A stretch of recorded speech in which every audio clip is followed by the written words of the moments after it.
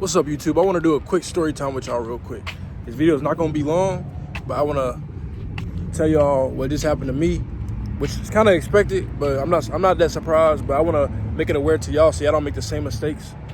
The vehicle's going to be, this title is going to be titled "Do Not Buy a Kia for Turo," because it's just not worth the hassle. Unless you got a hell of a deal on it, and this ain't worth it. Because I just had another car get broken into, attempted to get stolen. Luckily, they didn't bust the window, but this literally happens to me almost every 3 months. It's just not worth it. Just get a different car, get something else other than a Kia. Just I don't know. But I'm gonna show you what the car looked like and tell y'all the story of what happened and my experience with the guest, because it wasn't good. So right now I'm at the car, and this is, I'm gonna show you what it looked like. So this is the damage. They didn't bust any windows or nothing like that, because I'm pretty sure the lady left the car unlocked in the middle of the night, so they didn't bust no windows. So this is what the car looked like. Obviously it's all jacked up. Like, here's the whole, what is this, the windshield wipers, whole switch is jacked up. And I literally got her, like, all my Kias and Hondas have steering wheel locks, and she didn't use it. Not only did she didn't use it, she left the door unlocked. So, like, that's not really my fault. I provide the tools, she didn't use it, so I don't know. Just a little rundown of what happened. So the guest, she picked up the car on, I believe it was a Friday, and it was a two-day rental. Only made like $100 and some off of it. It was not worth it at all.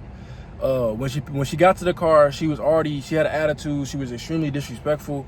I do remote pickup, so I didn't meet her in person. But when I had called her because she couldn't find the car, and I sent pictures to like the people of where the car is located. I might put a picture up, I might not, I don't know. But I sent her a picture of where the vehicle was located, and she still had trouble finding the car. I even did like a map, drew out a map to show her where she had to walk to. I called her and everything. But when I was on the phone with her, she was disrespectful, extremely disrespectful. What she said, she was like, "Oh, I'm tired, I got kids with me, I'm half a mile." She said she's walking a half a mile, but all she had to do was walk to the other side of the building. So I'm like, okay, whatever. But I'm being professional. I'm not being disrespectful back to her. I'm being respectful as best as I can and professional.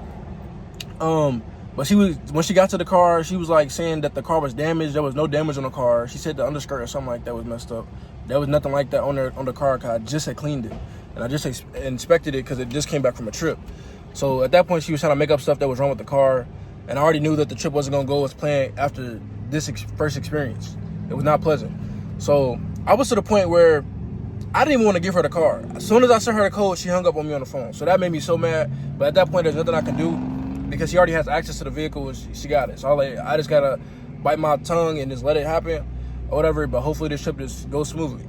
I wanted to cancel the trip so bad, but I couldn't. But yeah, she drove the car to Indianapolis.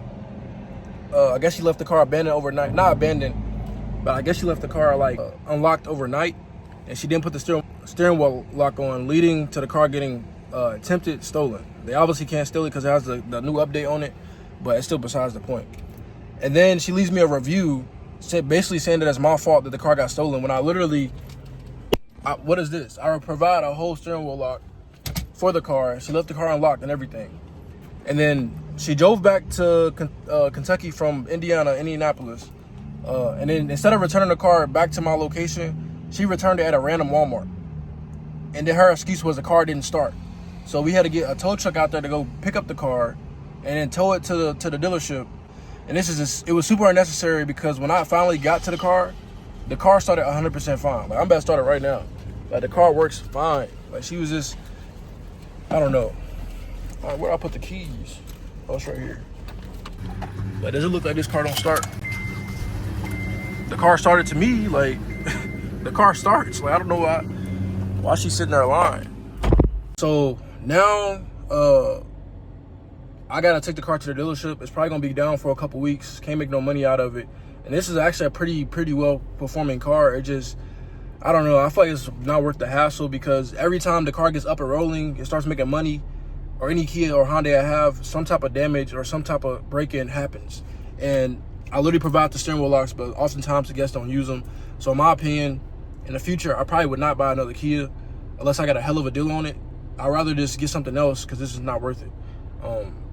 So that's my advice to you guys. This video is not long at all. I just want to get on here and show y'all what can happen to these cars, as y'all probably aware, but this is actually more potent than what you think. Especially in bigger cities. In a smaller city, you might be fine with it, but in a bigger city, even a medium-sized city, it's just not worth it.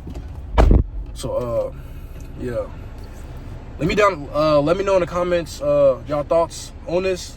If you think getting a kid is not worth it, or what vehicles you think is worth it.